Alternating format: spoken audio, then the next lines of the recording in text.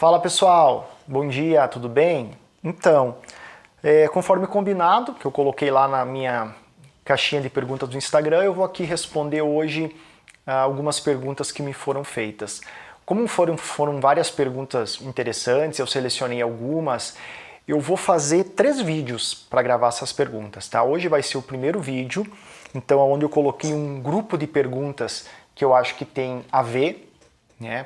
Para mim não responder cada pergunta de forma individualizada, eu coloquei um grupo de perguntas que eu acho que corresponde a alguma semelhança entre elas. Nos próximos finais de semana eu vou respondendo o segundo grupo e o terceiro grupo. O primeiro grupo de perguntas que eu vou responder, então, partem de 4 perguntas que foram feitas. A primeira delas, coisas que guardamos há muito tempo e que não conseguimos expressar. Falar sobre coisas que doem mais do que podemos suportar. Essa foi uma primeira pergunta. A segunda relacionada à timidez. A terceira, dificuldade de se colocar de modo paciente. A pessoa manifestou uma impaciência, irritação e que não gostaria de se medicar, como resolver esse problema. E a outra pergunta, quando desagrado alguém, fico muito mal, me sinto excluída. Então eu vou tentar responder hoje no vídeo essas 4 questões aqui que me foram feitas e que eu acho que tem a ver com o mesmo tema ou com questões semelhantes.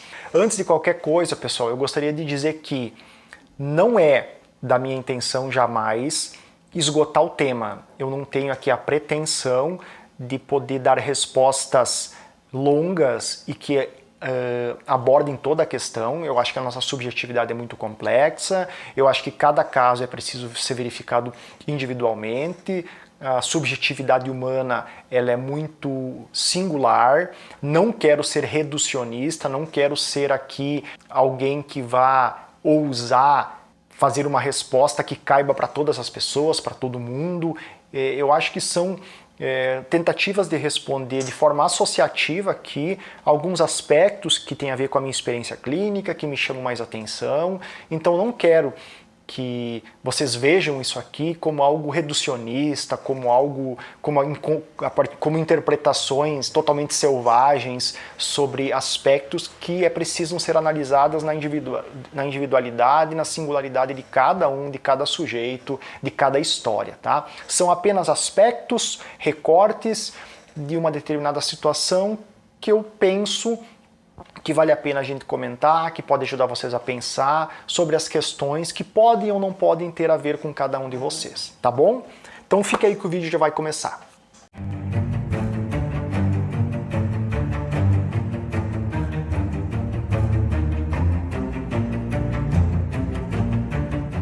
A gente sabe, a clínica nos mostra, a psicanálise nos mostra que coisas que guardamos, coisas que não falamos, coisas que não dizemos, coisas que reprimimos, coisas que recalcamos dentro de nós, produzem um efeito muito maléfico na nossa conjuntura, no nosso corpo, no nosso organismo como um todo. Muitas vezes a gente tem dificuldade de poder dizer aquilo que a gente sente, de expressar aquilo que nos incomoda, de se posicionar diante de alguma determinada situação.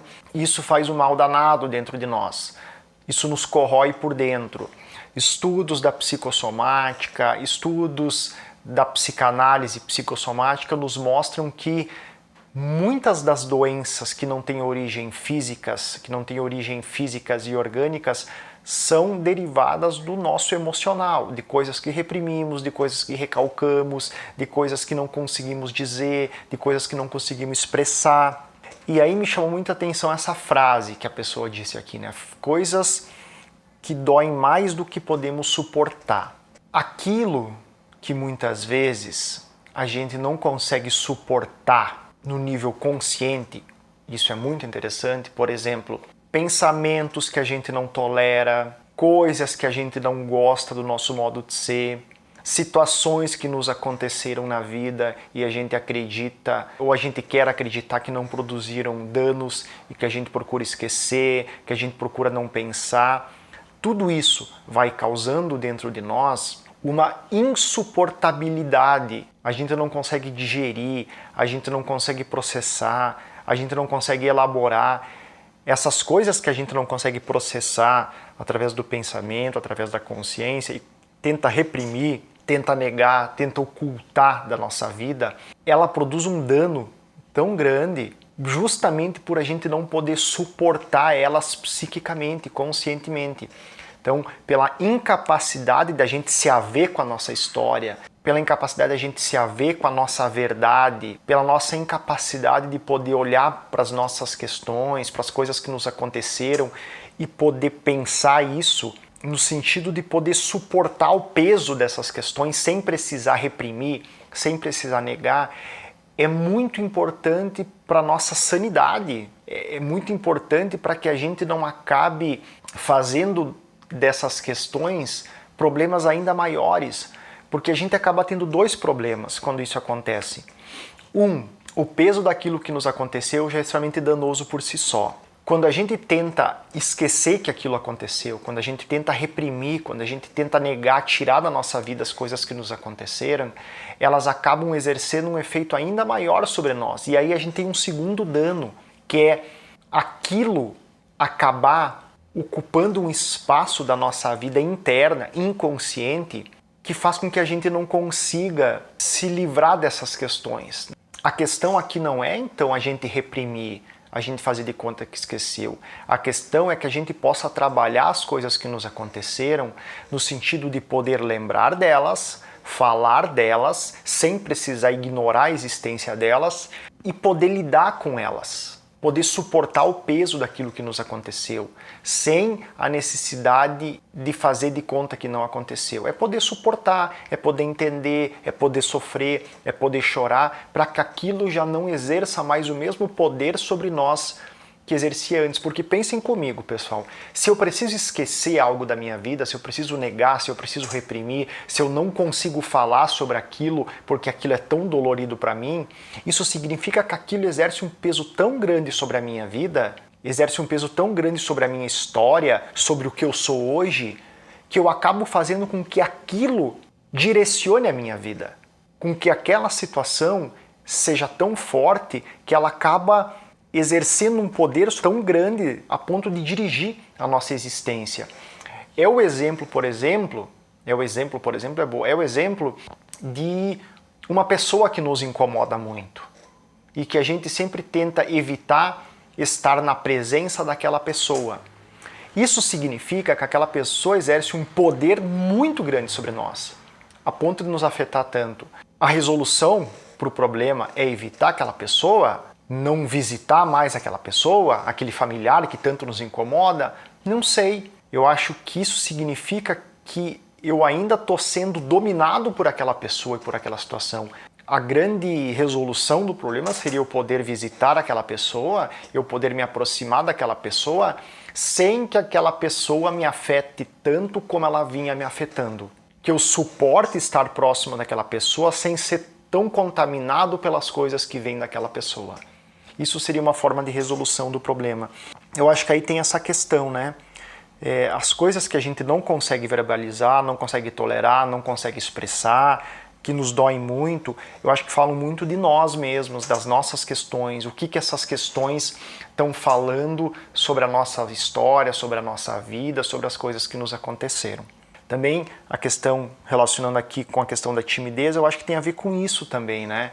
A timidez diz muito respeito a essas coisas que aconteceram na nossa vida, as coisas que a gente não pôde dizer, as coisas que a gente não pôde falar, tem a ver muito com essas primeiras relações familiares, onde a pessoa não poderia se expressar, onde foi impedido que ela pudesse ser aquilo que ela era.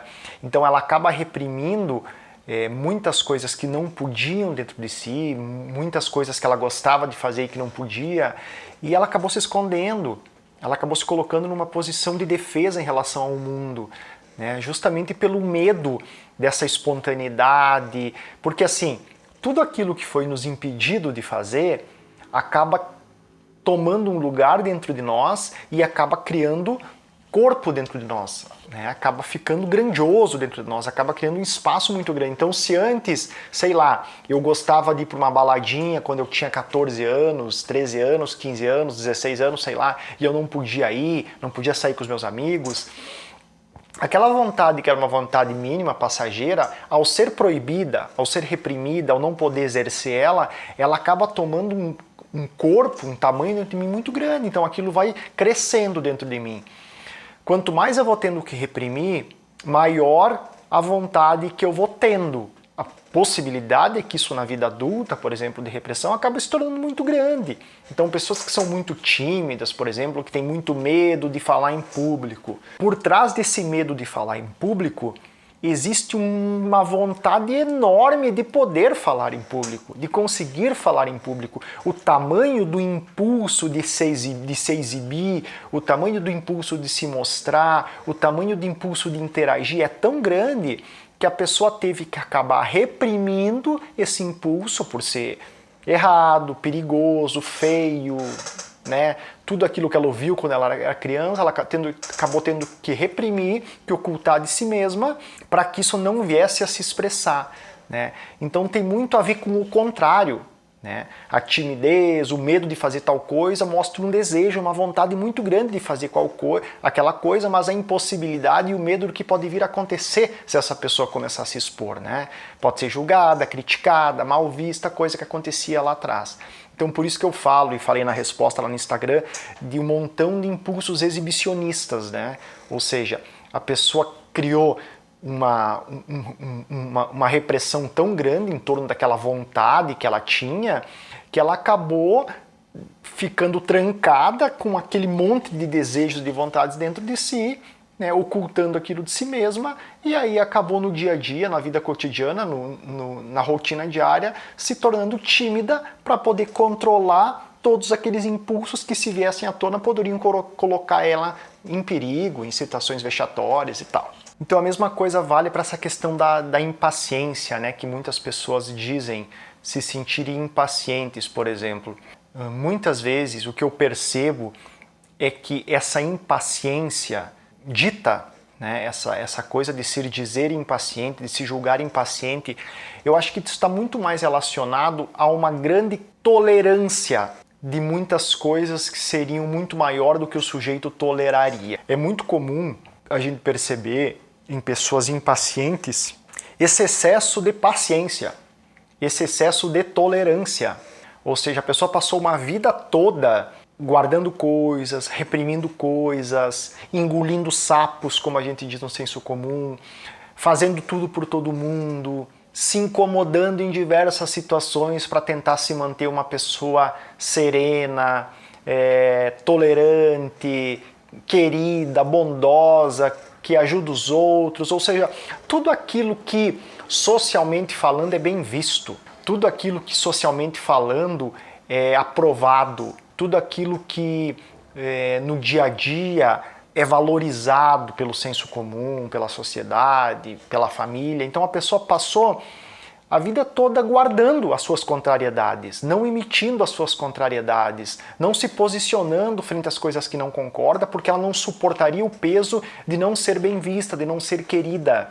Chega um momento que a pessoa explode, que a pessoa se torna impaciente, que a pessoa, em mínimas situações, em situações que não têm a proporção adequada, acaba explodindo. E aí sim essa sensação de ser impaciente, ou de ouvir de outras pessoas, mas tu é muito impaciente, isso não é motivo para isso. Pois é, mas é que se a gente for olhar dentro da subjetividade da vida daquela pessoa, a gente vai ver que essa pessoa está sendo muito pacienciosa em muitas outras situações da vida dela. E que aquele fato, aquela determinada situação que aconteceu, ela foi apenas a gotinha que fez com que o copo transbordasse. Foi um gatilho para que todas essas questões que a pessoa vinha guardando e reprimindo fosse extravasada. Então, assim, a irritação diz parte disso, né? Normalmente a gente vê pessoas que são muito irritadas com pouquíssimas coisas, ou na família, ou com os filhos, ou com o marido. No senso comum, são consideradas pessoas muito fáceis de conviver, muito queridas, muito gentis, muito carinhosas. Mas no seu trato íntimo, com as pessoas que são próximas, com as pessoas que ela tem uma certa liberdade, ela acaba sendo uma pessoa totalmente oposta àquilo que ela é no dia a dia e no senso comum. Isso é muito comum. Qual que é a saída para isso? Eu acho que a saída para isso realmente, como a pessoa disse aqui que não gostaria de medicar, não é medicar. Eu acho que é preciso poder expressar todas essas coisas que se está sentindo. Normalmente isso não é possível no senso comum, no dia a dia com as pessoas. Então justamente essa pessoa precisa buscar auxílio de um profissional, precisa ir para terapia, precisa ir para análise, para que essas coisas que há muito tempo ela vem reprimida, que muitas vezes ela até desconhece, que ela possa ir conversando, que ela possa ir falando, que ela possa ir expressando tudo isso, que ela possa ir compreendendo, né, por que ela se coloca nessa posição de tolerar tudo que as pessoas exigem dela, o que tem por trás disso tudo. Então é preciso que ela faça um trabalho de digestão, de elaboração dessas questões. Quando desagrada alguém, fico mal, me sinto excluído. Acho que isso vale para a mesma questão, né, pessoal? Quando a gente tem muita preocupação com o olhar do outro, quando a gente tem muita preocupação em agradar o mundo ao nosso redor, isso é uma condição básica do ser humano, né? A gente tem na nossa constituição essa necessidade de ser bem visto pelo outro, a gente se constitui como ser humano nessa posição de ser cuidado, de ser querido pelos outros. O problema é quando isso acaba moldando e direcionando a vida de uma pessoa. Isso é muito perigoso, porque quando se é bebezinho, por exemplo, como é que acontece, né? Na casa, no ambiente, o bebezinho é a coisa mais importante do mundo. Todo o ambiente gira em torno daquele bebê. Os cuidados são para ele, né? Todo mundo olha para ele. Quando ele quer alguma coisa, quando ele está com fome, a mãe vai dar o peito. Quando ele está com frio, a mãe vai lá e cobre. Ele nem consegue sentir o desconforto, a coisa já está lá para resolver o problema dele. E aí ele tem a sensação de que ele e o mundo externo são parte de uma coisa só. Como se não houvesse diferenciação do que sou eu e o mundo externo, já que logo que eu quero, eu já tenho saciado aquilo que eu desejo. Então o mundo externo e ele são a mesma coisa. Ele só vai tendo a percepção de que existe um mundo externo a ele quando o mundo externo começa a faltar. Quando ele tem fome e a mãe já não vem mais imediatamente dar o peito. Quando ele está com frio e a cobertinha não vem já na hora que ele quer, ele vai ter que buscar a cobertinha conforme ele vai crescendo. Isso é necessário que aconteça. É o que a gente chama daquela fase onde a criança deixa de ser a majestade e o bebê da casa, onde ela precisa ser frustrada, ela começa a perceber que ela já não é mais o centro das atenções. Por que eu estou falando isso, pessoal? Porque para o mundo nos respeitar, para o mundo nos ver como um ser humano de fato que a gente é, como uns sujeitos da nossa própria vida, é preciso que a gente aprenda a fazer esse processo de frustração como o mundo faz com o bebê. Se o bebê só identifica que existe um mundo externo através da falta desse mundo externo em relação às coisas que ele deseja e quer, da mesma forma, o mundo só percebe que a gente é sujeito e que a gente não agrada as pessoas e que a gente não vai fazer tudo como elas querem e que a gente precisa ser respeitado, também quando a gente começa a frustrar os desejos do mundo externo. Se eu me sinto muito mal todas as vezes que eu frustro alguém, se eu me sinto muito mal todas as vezes que eu não faço aquilo que alguém quer, eu estou transmitindo para o mundo, eu estou transmitindo para as pessoas ao meu redor que elas podem fazer comigo aquilo que elas bem entendem, porque eu vou sempre estar ali à disposição delas. Então, quando a pessoa relata aqui que muitas vezes se sente excluída, eu fico me questionando, será que essa pessoa se sente excluída por desagradar uma pessoa? Ou será que ela se sente excluída justamente por essa necessidade de agradar o todo o tempo? Porque é muito comum ser excluído, é muito óbvio até ser excluído, é muito óbvio ser desrespeitado, é muito óbvio que as pessoas não queiram estar perto de alguém, não respeitem, não valorizem alguém, quando esse alguém se trata como mero fantoche do desejo dos outros, da vontade dos outros.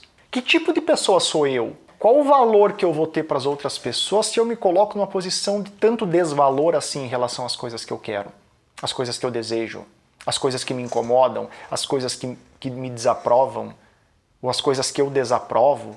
Então a gente vai ver, muitas vezes no cerne dessa dificuldade de desagradar, a gente vai ter um ambiente, muitas vezes, que foi muito hostil lá na infância dessa pessoa, onde essa criança teve muito pouca liberdade de poder se expressar, de poder ser aquilo que ela era, de poder contrariar, de poder contradizer, de ter sido feito até muitas chantagens, no sentido que a gente ouve muitos pais dizerem assim, se tu não fizer isso pra mim, eu não vou mais gostar de ti.